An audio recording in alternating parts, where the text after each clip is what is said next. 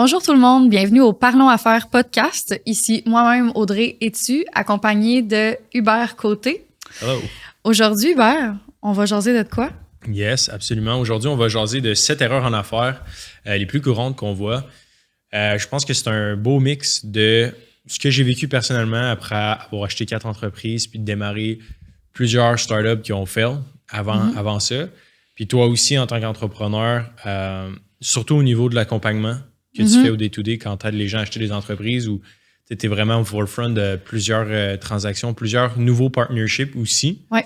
Puis c'est pas mal une étude de terrain, là, je pense, de peut-être les 5-10 dernières années. Fait que, écoute, si ça peut aider une ou deux personnes à éviter quelques trous en affaires, ça ferait bien mon affaire. Ouais, ben absolument. Puis, tu sais, justement, comme tu dis, même moi, en ce moment, je commence à dealer avec certaines choses que j'ai un peu plus de difficultés. Fait que de parler de tout ça, puis de mettre ça comme vraiment de l'avant, puis de dire que c'est normal, puis que tout le monde passe par là, ben comme... Je pense que ça pourrait aider vraiment tout le monde. Là. Absolument, absolument. Le premier des 7 erreurs, celle-là, elle me touche profondément puis est super importante, c'est celle de ne pas bien comprendre ses chiffres. Toi, tu le vois au day-to-day un peu avec l'analyse de rentabilité d'entreprise dans le contexte d'un achat. Mais moi, personnellement, je l'ai vécu aussi en tant qu'entrepreneur. Trop souvent, initialement, tu trouves ça un peu boring, la comptabilité. Tu dis, écoute, ce qui compte, c'est les ventes, c'est les ventes, c'est les ventes. Je fais 1 million, 2 millions, 5 millions, 10 millions de chiffre d'affaires. Tu es super content. Mais à un moment donné, tu commences à t'assagir, devenir un peu plus smart. Puis là, tu te rends compte que, OK, ben, c'est bien beau le top line, est-ce que je peux flexer ou peu importe. Mais la réalité, ce qui matter vraiment, c'est le bottom line, right? Fait que le bénéfice avant impôt, intérêt puis amortissement. Ça, c'est la note qui permet justement de valoriser ton entreprise puis de la vendre au meilleur prix.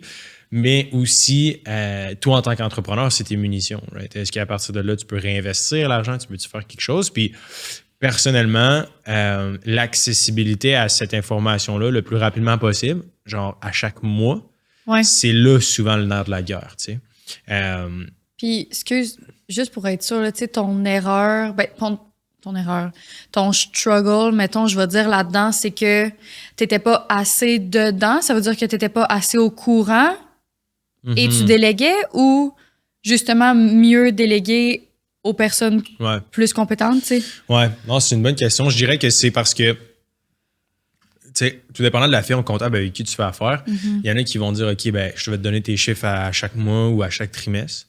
Puis l'enjeu avec ça, c'est que quand tu leur fournis pas les factures à temps ou tu leur fournis pas les documents qu'ils te demandent pour clôturer le mois, mettons, ça va prendre full de temps avant qu'ils t'envoient les chiffres. Hey, voici ta rentabilité pour le mois, tu sais. Fait que quand tu remets toujours à demain cette espèce d'échange-là avec ton comptable, c'est là que ça devient vraiment difficile d'être rapide. Fait qu'avant, mettons, je remettais des factures en retard, exemple, au comptable au début, que ça faisait en sorte que j'avais un décalage de 2 mois, mettons, sur la rentabilité du mois d'avant. Tu sais. Donc là, ça devient super long, puis là, il y a un délai. Fait que tu prends toujours des décisions basées sur une donnée qui est passée, qui est périmée. C'est ça. Tu comprends? C'est comme là, 3 mois, c'est correct, là, on était rendu là, mais ça va vite en affaires. Fait que exact. tu sais pas vraiment ce mois-ci, au mois de septembre, quelle est notre rentabilité. C'est vraiment important de le savoir dans un monde idéal, le 15 du mois suivant, là, ou le 10 du mois suivant, pour que tu peux dire, ben écoute, voici notre budget, voici nos prévisions, on est-tu on target ou pas? Puis sur les revenus, ça c'est facile, tu es capable de le tracker, tout le monde a accès à leur processeur de paiement, tu le vois. La réalité, c'est que selon les dépenses, c'est quoi mon bottom line? Puis c'est souvent là qui fait en sorte que les gens font beaucoup d'argent en affaires ou qui font faillite. C'est juste l'accès à cette information-là parce que après ça, je veux dire, tu le vois, t'es un paquet de solutions, je veux dire, sur 2 pattes. Quand tu as un problème, tu vas le résoudre, tu arrives avec 3 options. Il y a moyen. Le danger, c'est de ne pas savoir que tu perds l'argent chaque mois pendant comme un trimestre. Right? C'est ça, tu sais, comme tu dis, c'était super intéressant, là, comment tu l'as dit, c'est que tu prends tout le temps des décisions, mais sur des données de 2 mois. Fait que dans le fond, tu n'es jamais au courant de ta business est rendu où. Puis tu n'es jamais capable de l'optimiser selon les enjeux ou les points plus positifs que tu as comme aujourd'hui. Là. Parce que les points positifs qu'on a aujourd'hui, on le sait, là, c'est vraiment pas les mêmes que dans, honnêtement, la semaine prochaine. Là. Exact. Ça n'a aucun sens. Puis tu sais, toi, tu le vois aussi, Audrey, dans le sens que quand tu fais l'analyse d'une entreprise, tu regardes les chiffres, tu regardes la rentabilité, right? Souvent, les gens qui se lancent en affaires n'ont pas ce réflexe-là de regarder la rentabilité de leur entreprise. Puis ils pensent au développement des affaires, ils pensent aux nouveaux produits, ils pensent au nouveau système, à la marque, le nom, etc. Mais d'avoir un bon modèle économique qui peut scaler, c'est comme super important. Puis c'est la beauté de la chose, je ne veux pas prêcher pour notre paroisse, mais quand tu fais l'achat d'une business, tu ne fais pas cette erreur-là en partant parce que tu soumets une analyse puis tu as déjà des chiffres sur lesquels te baser. Fait que tu le sais que ce qu'ils font, c'est rentable puis que ça marche. À l'inverse, c'est comme nous, quand on a commencé Live Capital, ben on avait un modèle qui était un peu nouveau. On a eu des enjeux au début parce que la rentabilité n'était pas nécessairement au rendez-vous. T'sais.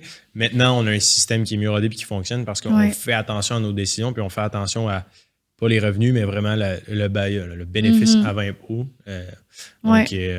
Oui, non, absolument. Puis en ce moment, justement, ça me fait penser, là, tu sais, je m'éparpille un peu là-dessus, mais je reçois énormément de questions de gens qui sont en train d'acheter une entreprise. Puis on m'apporte souvent comme des états financiers de 2023, 2022, puis sont comment on va faire une offre là-dessus. Ouais. Mais tu sais, comme qu'on disait, faut être au courant des chiffres puis de la rentabilité comme aujourd'hui. Là. Fait que l'année fiscale, là, si elle a terminé le 31 juillet, ben il y a une année qui vient de se finir, là, c'est important de l'avoir. Là. Fait que l'année de 2024-2023, c'est loin. Là. Nous autres, on était où, là, 2 mois? C'est pas la même affaire, capoté, là, c'est l'enfer. Fait que super important d'avoir ça. Il s'en passe des affaires en un an. Ah, c'est l'enfer. Il se passe des affaires en une journée. Fait qu'en un mois, là, j'imagine pas. Absolument. Deuxième élément sur 7, vouloir tout faire soi-même. Je serais curieux de t'entendre. J'ai de la misère avec ça. J'ai vraiment de la misère avec ça. Ça, c'est une des difficultés que j'ai énormément de difficultés en ce moment. Je répète le mot difficulté, mais c'est vraiment ça.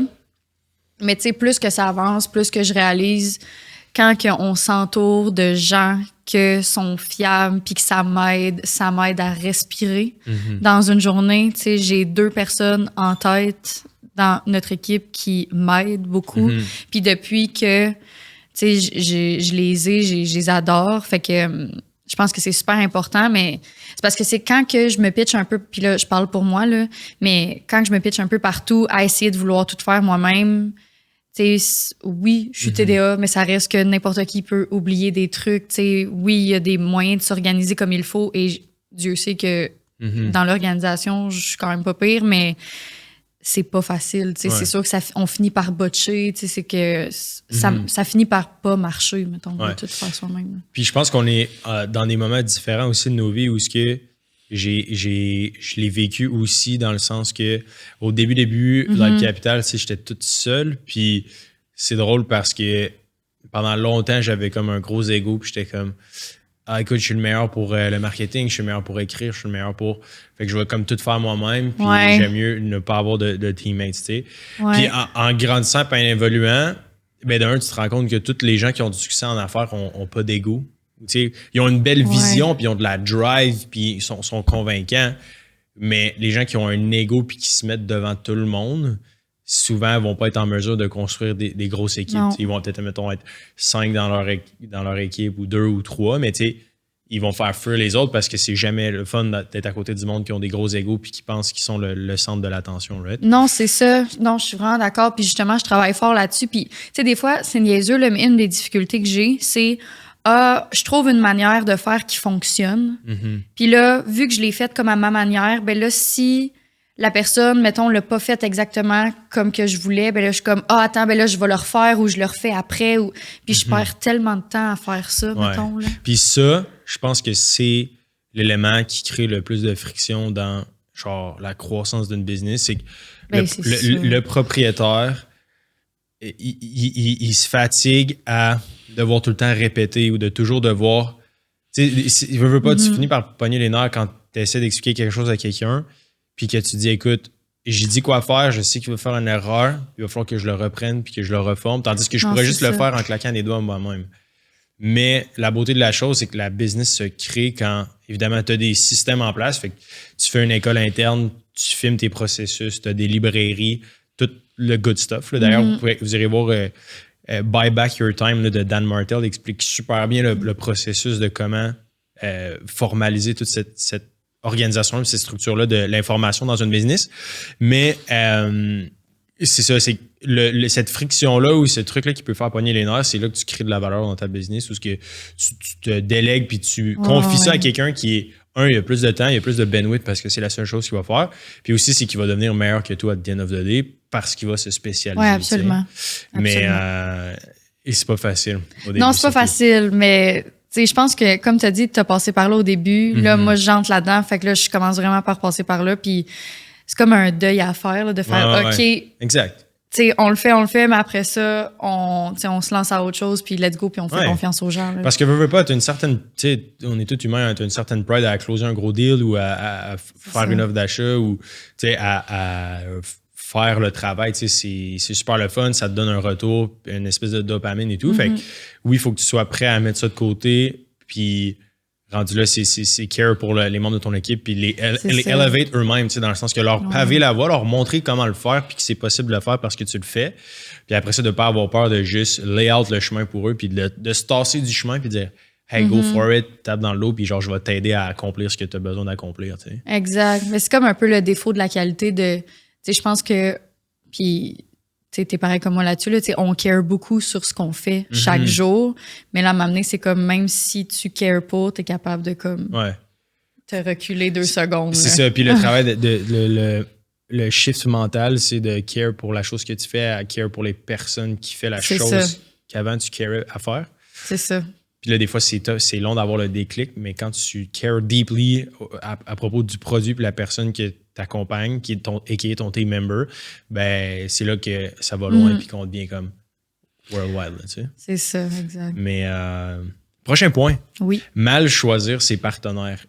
T'en vois beaucoup au day-to-day qui veulent, exemple, s'associer ensemble pour se démarrer en affaires ou acheter une entreprise. Jusqu'à maintenant, qu'est-ce que tu as vu qui te lève un peu des red flags? Hey, mon Dieu, j'ai eu une discussion avec une femme, en fait, aujourd'hui là-dessus. Okay. Puis je pense qu'il y a beaucoup de monde qui... c'est parce qu'il y a tellement pas de ligne directrice là-dessus. C'est le Far West. Ouais, c'est comme... Parlez-vous, ayez une entente, après ça, allez voir un avocat, mettez ça sur papier, mais je peux pas vous dire quoi faire parce que je suis pas vous autres, puis je vais pas gérer votre entreprise à votre place. Mais c'est beaucoup tout le temps une guerre de... moi, je vais mettre une mise de fonds, mais là, moi, je vais être là 40 heures semaine. Mais là, moi, je vais quand même avoir une implication en temps, mais OK, mais moi, je vais travailler plus fort que toi. Fait que là, combien de parts?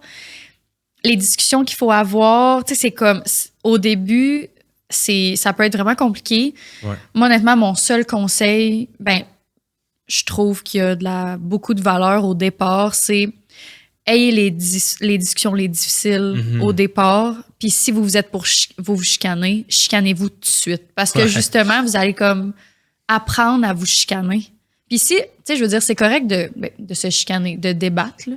Mais c'est correct de débattre, c'est correct d'avoir des discussions difficiles, mais comme, ayez-les tout de suite. Puis il y a des gens avec qui je peux débattre sur des sujets qui sont comme, plus... sensible, mettons, puis que tu peux creuser, même si là, les deux, on est vraiment, vraiment pas d'accord, puis c'est correct, mais il y en a que je peux pas avoir ces discussions-là, mais comme ton partenaire d'affaires, faut que tu puisses avoir ces discussions-là, même si les deux, vous êtes vraiment émotionnellement impliqués, là. Fait que, chicanez-vous maintenant, puis si ça marche pas, vous allez le voir tout de suite. Ouais. Non, j'aime ça, puis toutes les conversations que vous avez peur d'avoir, c'est probablement les conversations que vous devriez avoir. Exact. Un peu comme tu le dis. Exact. Puis, il y a un de mes bons amis que je vais voler ce qu'il me dit par rapport à ça pour prendre la balle au bon. Ouais. Il me dit, puis ça m'a beaucoup marqué, il dit c'est difficile de faire un mauvais deal. Puis là, ça va sonner un peu cheesy, mais c'est difficile de choisir un mauvais partenaire en choisissant une bonne personne. Puis c'est très difficile d'avoir un bon deal en choisissant une mauvaise personne. Puis là, après ça, c'est comme, OK, mais c'est comment ça pour savoir si une personne est bien intentionnée ou mal intentionnée? Mais tu peux le voir dans les patterns de vie. T'sais. Est-ce qu'il y a une bonne vie sociale? Y a-tu un cercle? Y a-tu des gens autour de lui? Est-ce que cette personne est en relation? Ça fait combien de temps ça fait-tu 10 ans qu'elle est avec son partenaire? Y a-tu des enfants? Y a-tu une vie stable? Dans le quotidien de la personne, si tu vois que c'est le chaos, il n'y a pas d'amis, genre, il y a aucune... Tu sais, tu peux dire, OK, ce genre de personne-là, c'est peut-être pas la personne la plus... Comment je pourrais dire? La personne avec qui tu dis, écoute, ça va être un long fleuve tranquille pour les 10-20 prochaines années. C'est pas parce que, tu sais, la personne après ça, il y a du contexte là, derrière tout ça, là, mais ça reste qu'on peut regarder sur des patterns. Si la personne a eu 4 autres business, puis les 4 autres, ça a fini parce que les 2 partners s'entendaient jamais. Ouais. Peut-être un signe aussi, tu sais. Fait que des fois, c'est de pick ces signaux-là, puis de voir si la personne est bien intentionnée, puis ça a toujours été une bonne personne. En général, tu sais, ça peut être un bon signal, tu sais, aussi. Ouais. Puis moi, personnellement, tu sais, j'en ai vu beaucoup, là. J'en ai des partnerships qui ont mouru. Right? Qui ont mouru, ça se dit-tu? Qui ont pas poursuivi. Décédés. C'est ça. J'en ai qui sont là depuis le début aussi. J'en ai vu. Puis, tu sais, il n'y a pas... Tu peux jamais vraiment le savoir. Mais non, c'est ça. Avec du recul, depuis ces, mettons, 5-10 dernières années, ça reste que, comme tu l'as dit, c'est super important, les conversations difficiles, si c'est une question d'argent ou de temps, c'est souvent les 2 paramètres, là. Ben, comme ayez-les en amont. Si l'un apporte de l'argent, qu'est-ce que l'autre apporte en temps, puis vice-versa. Il y a la notion de connaissance aussi. Oui. Puis un mécanisme légal super intéressant dans un partnership, c'est celui d'un vesting. Je ne suis pas avocat, disclaimer, allez faire vos recherches. Si vous voulez un avocat, venez nous voir. On va vous référer, vous en trouver un. Mais c'est ce qu'on appelle un vesting. Fait que ça, ce que c'est, écoute, d'un matin, on achète une entreprise. Bon, évidemment, on met du capital, etc. Dans le contexte où on la démarre, exemple, ben là, c'est sûr qu'on peut faire un vesting. Fait que qu'est-ce qu'un vesting? C'est que tu dis, écoute, ben, à chaque année, tu as accès à 5 ou 10 des parts de l'entreprise, sur exemple 5 ou 10 ans.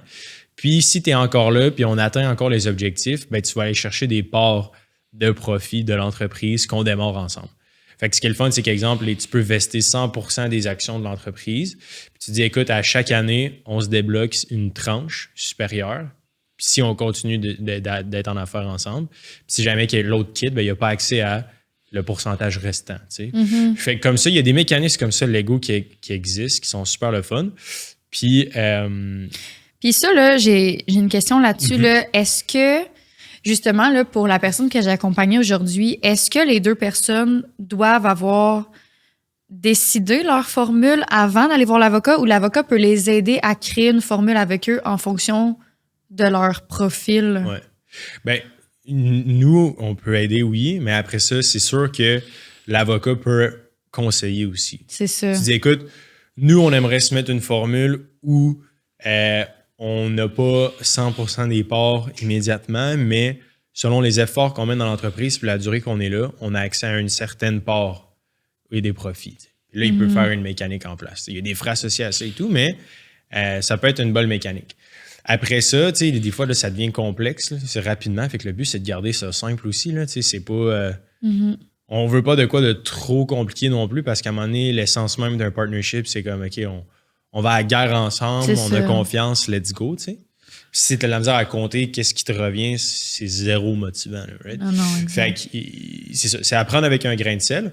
Mais ce qui règle tout ça, là, c'est comme prendre une bonne personne qui est prête à commit le plus dedans qu'elle peut. Là. Idéalement, si tu peux avoir une des personnes qui est full-time in it, là, c'est toujours un must. Si tu as 2-3 personnes qui sont part-time in it, les chances que ça marche sont vraiment minces. Oui, ça devient facilement compliqué. Oui. Si tu as au moins une personne qui est dédiée puis comme que ça, c'est ma life mission, it's the best. Ouais. Fait que c'est ça. T'sais. Mais après ça, comme tu le dis, c'est tellement. Chaque deal, chaque entreprise est un univers, une galaxie, right?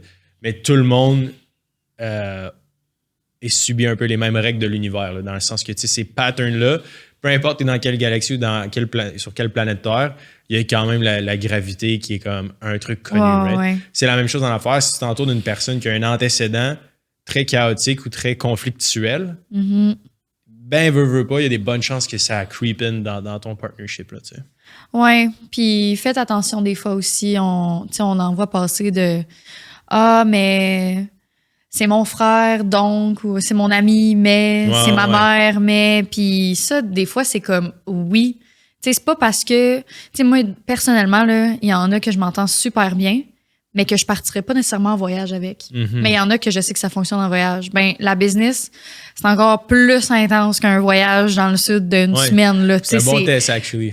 Ben, oui, c'est un bon test, mais tu sais, justement, faut. Tu sais, c'est un peu le même principe, là. Il y en a Il y en a que ça marche. Ma mère, je l'adore.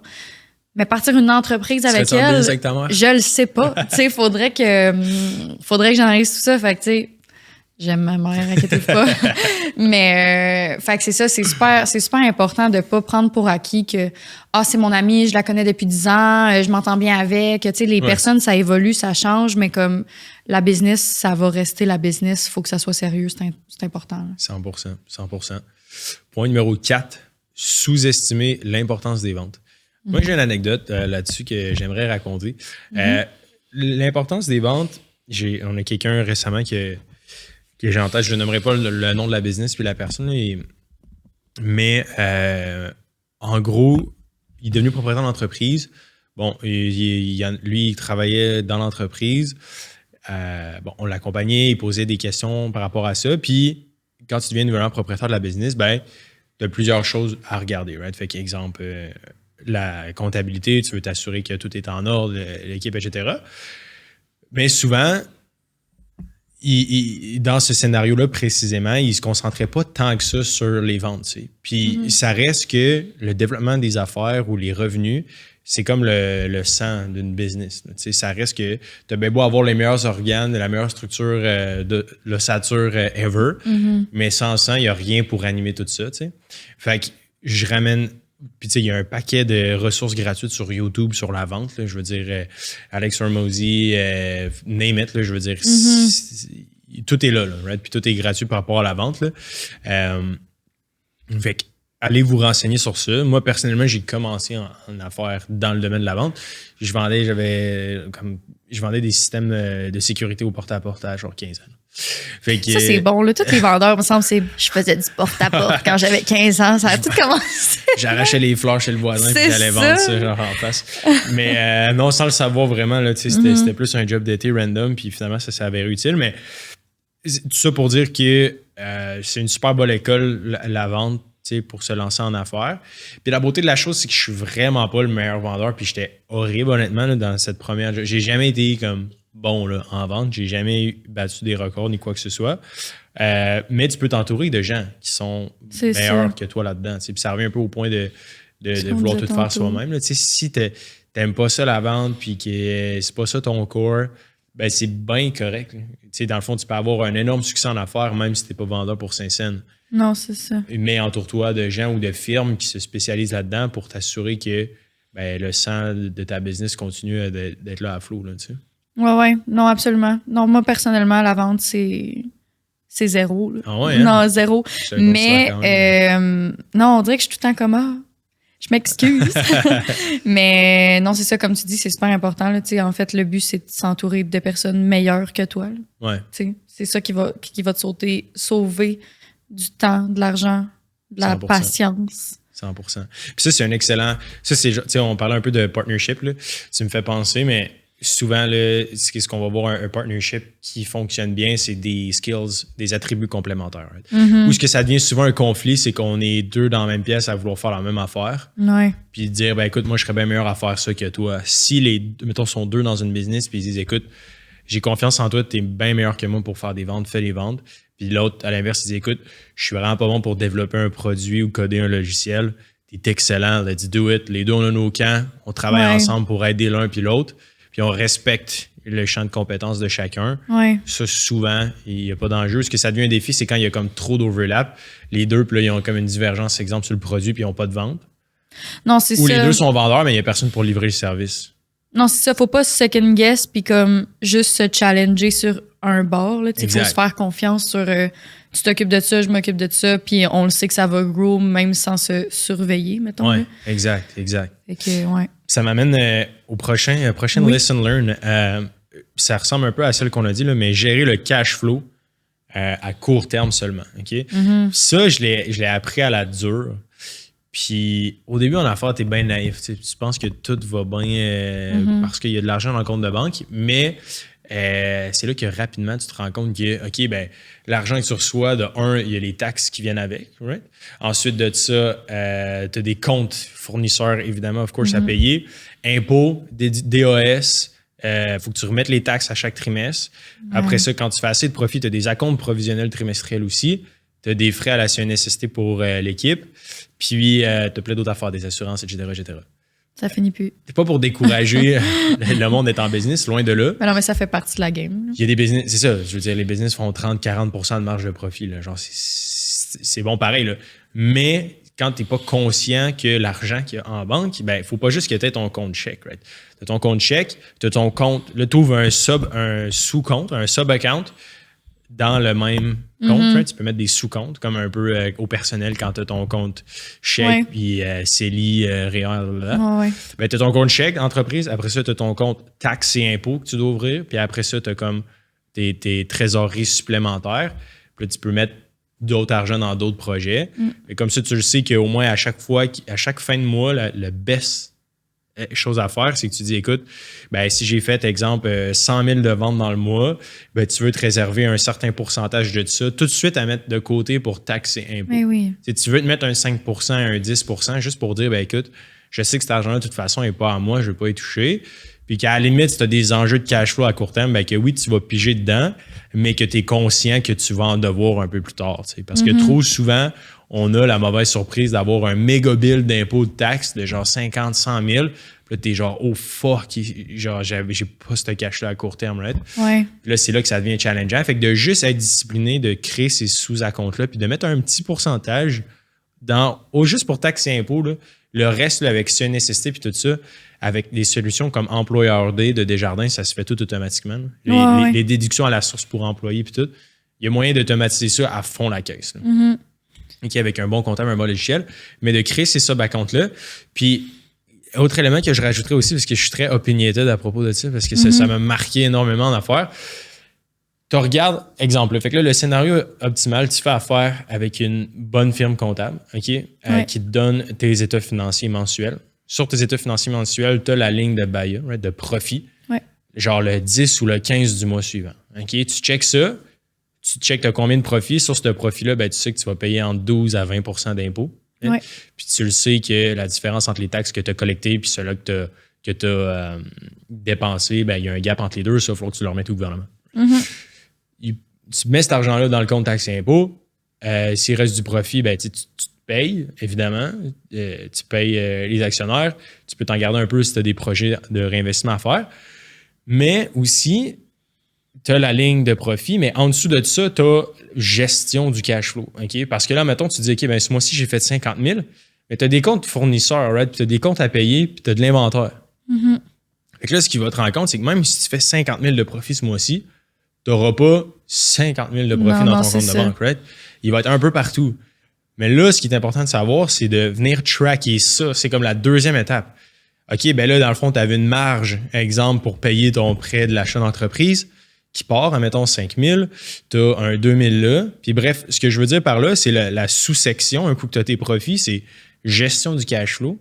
Cette gestion du cash flow, quand tu es capable de la maîtriser, c'est vraiment puissant parce que là, tu n'as pas de mauvaise surprise puis tu rends les choses prévisibles. Non, absolument. Puis ça me fait penser justement là, un peu ce qu'on disait tantôt, là, mais les habitudes de vie des gens. Tu sais, personnellement, avant même d'être dans le monde de l'entrepreneuriat, là, mon argent, tu sais, comme... Puis on peut faire ça chez Desjardins, là, tu sais, je veux dire, je suis pas conseillère financière, là, loin de là, mais... Tu sais, d'avoir comme ta rentrée d'argent parce que tu as un 9 à 5, peu importe, là, par exemple, tu sais, de te faire un sous-compte pour si ton char brise, si tu pars en voyage, si tu as un loyer, non. Ben, juste de prendre ces habitudes-là, tu sais, c'est un peu le même principe que tu racontes, puis c'est... Si tu as déjà dans l'habitude de faire ça, puis de classer tes trucs, d'être organisé, de mettre ton argent de côté, puis de pas prendre pour acquis que, ton X nombre d'argent qui vient de rentrer, c'est ça que j'ai à dépenser, mais comme absolument pas, là. Fait que c'est, mettons, grossièrement, c'est exactement la même affaire, mais avec d'autres catégories, là, finalement. Ouais. C'est ça. Tu sais, le classique discipline is freedom, là, entre guillemets. J'y crois beaucoup, surtout avec le cash que tu fais dans ta business ou au personnel. C'est la même affaire. Si tu traites ton compte de banque personnel comme une business, tu vas être une machine de guerre. Tu es inarrêtable. Là, après mais c'est ça. T'as jamais de mauvaise surprise, là, comme tu dis. T'as jamais de mauvaise surprise. T'es toujours en avance.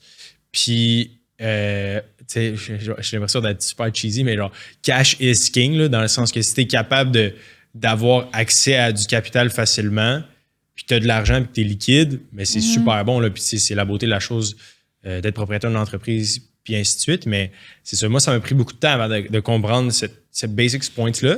Puis après ça, comment le faire? Ben, c'est ça, tu peux l'internaliser avec une équipe ou faire affaire avec une firme comptable qui n'est pas overload, puis qui est compétente, puis qui est capable de livrer ça. Mais au moins, c'est de la paix d'esprit aussi. Oui, vraiment. C'est la paix d'esprit. Puis si tu es capable de savoir ce que tu as de besoin, ben après ça, c'est facile. Je dis, écoute, cher comptable, voici mon objectif. Je veux que le 10 ou le 15 du mois, j'ai la rentabilité du mois précédent. Oui. Non, absolument. Mais il y a des bonnes habitudes à prendre en entreprise ou au personnel. Là. Absolument. Absolument. Prochain point. Oui. J'ai mes petites notes ici. 6e, ignorer le marché et les clients. Avais-tu quelque chose ou une anecdote par rapport à ça? Les demandes des clients. Ben oui, parce que c'est sûr que les clients qui sont là, c'est pas tout le temps les mêmes demandes, c'est pas tout le temps les mêmes attentes. C'est de suivre un peu ce que les gens veulent, comment qu'ils veulent aussi. Des fois, le résultat est le même, mais juste de la manière que c'est apporté. C'est pas la même chose. Fait que c'est vraiment de suivre ça, les demandes des gens. Ce qui était noté, là, ce qu'on s'était noté, c'est construire un produit-service sans écouter le feedback ou sans étudier le marché, mène à des offres mal positionnées qui ne trouvent pas leur clientèle. Ben exact. Nous, on l'a vécu, je veux dire, chez Live Capital, ça a été le cas au début. On était vraiment plus dans un produit ou dans une genre de formation, si tu veux. Puis quand on a cliqué puis on s'est rendu compte que les gens, à the end of the day, voulaient un réel service, mais ça a été là un peu le unlock, le red. Puis c'est une chose, mettons, il y en aura toujours là, des clients qui vont chialer, peu importe ta business. Ouais. Mais ça reste que c'est extrêmement valuable, dans le sens que si tu es prêt à écouter, ça va vraiment, vraiment, vraiment t'aider à propulser ton produit vers l'avant. Ouais. De demander genre du feedback constant de tes clients, je pense que c'est... c'est la clé, là, honnêtement, pour savoir quoi deliver. Là, parce que je me souviens, là, à m'amener quand on avait commencé, un de nos produits, là, c'était, on était beaucoup sur le volume. Ouais. Puis maintenant, avec le feedback qu'on a eu, c'était les gens... Puis nous, on le comprenait pas nécessairement au début, mais les gens, ce qu'ils aimaient mieux, c'était non, j'aime mieux en avoir moins, mais comme à chaque fois que je le fais, ça soit vraiment de la qualité. Fait que là, maintenant, tous nos rendez-vous, c'est oui, il y en a moins, mais c'est parce qu'on les trie tellement. Ça, c'est pour les deals hors marché, right? Oui, c'est ça. Oui, c'était pas clair, j'avais pas donné l'explication. Mais c'est que dans le fond, on délivre des deals hors marché directement à nos clients. Puis nous, c'est ça, notre but, c'était comme d'en donner le plus possible à nos clients, puis que nos clients, ils puissent faire le tri, mais ils préfèrent que nous, on fasse le tri, qu'on donne un rendez-vous qui est beaucoup plus personnalisé. Comme ça, quand le client a à s'asseoir avec l'entrepreneur, ben il sait que ça va être potentiellement un fit, puis qu'il n'ira pas nécessairement perdre son temps à aller s'asseoir 5 à 10 fois par semaine, mois, année, whatever quoi. Puis c'est super valide, là. Mais tu sais, on l'avait juste pas vu comme ça. Puis là, maintenant, on l'a changé, puis c'est fait, puis let's go. Puis maintenant, notre taux de satisfaction, il a remonté direct, là. 100%. Le 7e et le dernier point, croître trop vite ou trop lentement. J'ai quand même un hard take par rapport à ça, mais je serais curieux de t'entendre avant. Sur croître trop vite ou trop lentement. Est-ce que tu as vu des scénarios, des to-do ou des anecdotes de comme, écoute, on grossit ou l'entreprise grossit pas, ça a tel impact ou elle grossit trop vite? Ben, comment tu vois trop ça? lentement, tu sais, moi, ce que je dirais que j'ai vu le plus souvent, c'est souvent que les entrepreneurs n'étaient pas capables de s'adapter au niveau technologique.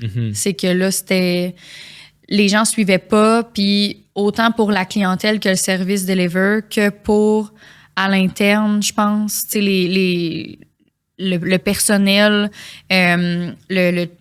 parce qu'en ce moment, c'est que je suis beaucoup là-dedans, le tracking de nos données. Là. Fait que, tu sais, justement, le tracking de nos données, comme quand on a parlé tantôt de savoir on en est où aujourd'hui, c'est quoi nos objectifs comme pour demain, ben là, le personnel, les propriétaires sont encore sur essayer de tracker leurs données du dernier mois parce que tout est comme pas assez mis à jour.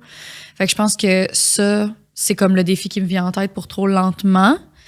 Toi, trop vite, t'en as-tu un? Oui, ben nous, on l'a vécu un peu là, chez Live Capital. On a grossi vraiment rapidement.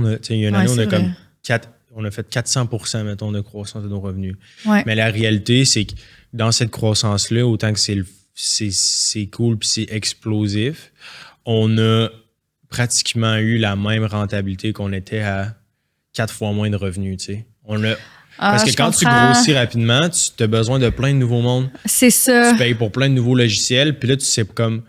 Tu as plein de nouveaux clients à service, qui est super bon, mais c'est difficile parce qu'encore une fois, on avait un enjeu de données. On a eu tellement de nouvelles demandes que notre système de tracking nous donnait de l'information décalée, right? Fait qu'on prenait... Puis tu sais, je veux dire, quand tu fais 400% dans une année, tu as vraiment beaucoup de growth puis une belle vélocité, mais ça reste que les décisions, tu n'as pas vraiment le temps de regarder le bottom line. De toute façon, il n'est même pas mis à jour. Dans notre temps, il n'était pas mis à jour correctement. Fait qu'à le refaire, à un autre, quand ça va arriver une autre année à 400%, ben là, on va vraiment faire attention à le bottom line, encore une fois, parce que c'est beau grossir, mais si on n'est pas capable de venir améliorer cette tranche-là, ben c'est difficile. Oui. Non, t'as raison, puis ça me fait penser, puis c'est vrai, dans le fond, là, on a été vraiment beaucoup là-dedans pendant une longue période, là, dans le sens où que tout allait tellement vite, puis c'était comme, OK, on s'adapte, mais tu sais, je veux dire, il y en a des fois que c'est comme la capacité d'adaptation des nouvelles plateformes, de OK, on se forme tout le temps, comme constamment, on devient à l'aise, on change, tu sais, c'est comme... Exact. Fait que là, notre efficacité n'est pas à 100%. Oui, vraiment.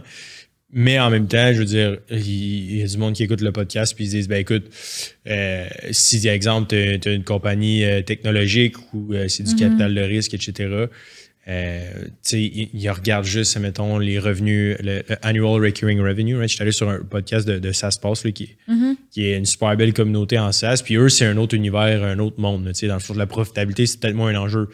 Mais pour des compagnies que j'appelle ordinaires, là, fait que des business qu'on achète au day-to-day pour générer du cash flow, c'est rarement évolué sur le revenu. Tu achètes un cabinet, ben c'est pas vrai, un cabinet comptable, oui, mais tu achètes un garage, un lave-auto, n'importe quel business de service ou de produit, ça va souvent être sur justement la rentabilité de celle-là. Fait que c'est pour ça que c'est super important.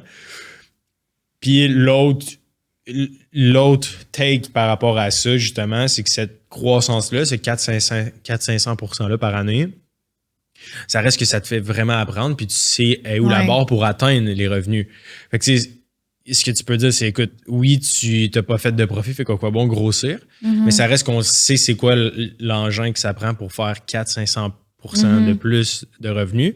Puis là, si tu es conscient, tu t'es adapté, tu as l'équipe, il y a un décalage, mais là, techniquement parlant, l'année suivante, tu dis, écoute, on reste à la même revenu, mais on augmente la rentabilité avec l'équipe qui s'adapte.